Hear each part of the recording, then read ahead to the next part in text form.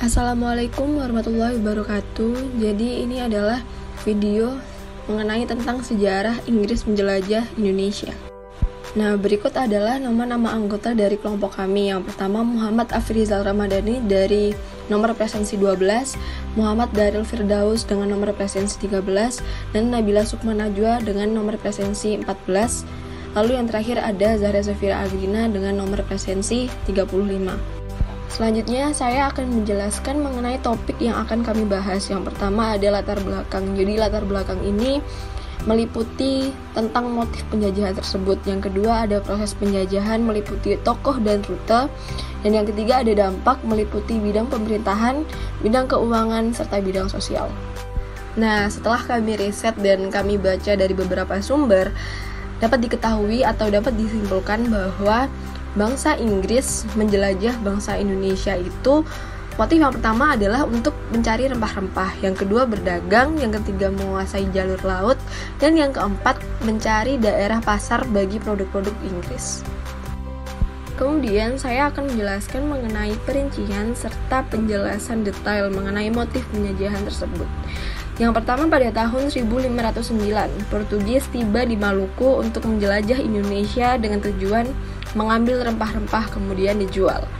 Lalu dalam waktu singkat, Lisabon atau Lisbon, ibu kota Portugis, berkembang pesat menjadi pusat perdagangan rempah-rempah di Eropa Barat. Maka dari itu, Inggris pun dapat mengambil keuntungan besar dalam perdagangan rempah-rempah karena mendapatkan barang dengan harga murah dari Lisabon. Akan tetapi, konflik berkepanjangan dengan Portugis membuat Inggris mulai mengalami kendala untuk mendapatkan rempah-rempah tersebut.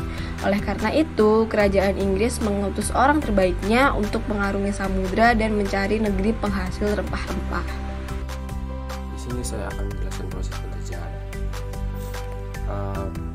Raja Inggris ke Indonesia bertujuan untuk mencari rempah-rempah. Sir Francis Drake dan Thomas Cavendish melakukan pelayaran ke arah barat menelusuri Samudra Atlantik. Kemudian mereka melakukan pelayarannya itu pada tahun 1577 dan pelayaran itu sangat didukung oleh Ratu Elizabeth pertama. Pada tahun 1579 pelayaran Inggris telah sampai di Indonesia, yaitu Ternate. Tujuan mereka adalah untuk memborong rempah-rempah yang ada di Indonesia. Pada tahun 1580 rombongan Francis Drake dan Thomas Cavendish itu kembali ke negara asalnya, yaitu Inggris. Karena pelayaran yang dipimpin oleh mereka berdua itu membuahkan hasil yang bagus, Ratu Elizabeth pun meningkatkan pelayaran internasional untuk menyaingi Spanyol dan Portugis.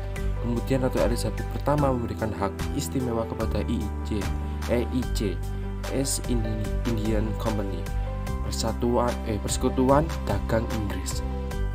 Di dalam EIC diisi oleh anggota-anggota pengusaha Inggris, dan EIC diberikan hak istimewa untuk melakukan pelayaran internasional.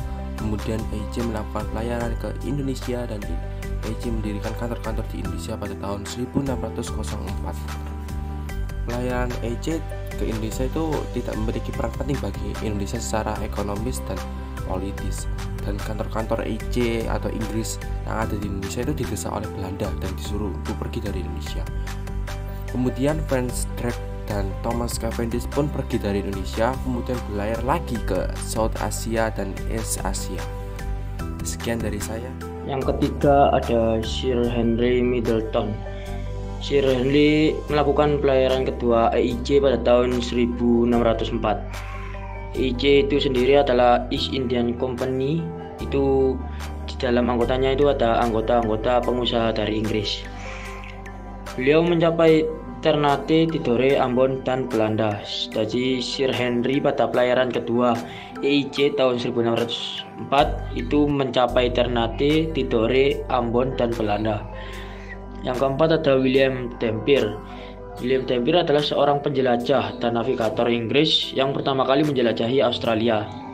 Ia merupakan seorang pengamat fenomena alam yang tajam dan pelopor dalam eksplorasi ilmiah. Pada tahun 1688, William Dampier melakukan pelayaran ke Australia dan melanjutkan ke pantai utara, tepatnya di dekat Pulau Melville, dan Dampier tidak menemukan apapun untuk dijarah. Dan yang terakhir ada James Cook. James Cook adalah seorang kapten angkatan laut navigator dan penjelajah yang lahir pada 27 Oktober 1728 di Marton, Yorkshire, Inggris.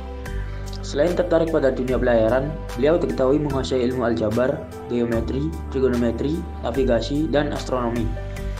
Pada tahun 1770, James Cook melakukan pelayaran ke pantai timur Australia, dan James Cook juga disebut dengan penemu benua Australia. Baik, yang terakhir ada dampak penjelajahan bangsa Inggris. Yang pertama, ketika Raffles menduduki Nusantara, ia memegang 3 prinsip. Apa aja sih prinsip yang dipegang Raffles? Yang pertama, rakyat tidak dipaksa untuk menanam satu jenis tanaman. Yang kedua, peranan para bupati sebagai pemungut pajak dihapuskan. Dan yang terakhir, para petani yang menggarap tanah dianggap sebagai penyewa tanah milik pemerintah. Yang kedua, tindakan Raffles disebut menguntungkan. Jadi siapa sih Raffles ini? Raffles adalah Gubernur Jenderal Hindia Belanda. Dan kenapa tindakannya bisa disebut menguntungkan? Itu karena tindakannya berdampak kepada penghapusannya sistem monopoli yang dikemukakan oleh Belanda. Pajak dapat dibayar dengan uang maupun hasil produksi, dan ditempatkannya sistem unit di desa.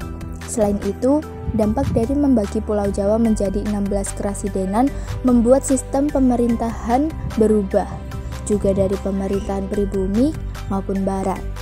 Itu adalah dampak-dampak penjelajahan oleh bangsa Inggris. Baik, sekian dari kami. Wassalamualaikum warahmatullahi wabarakatuh.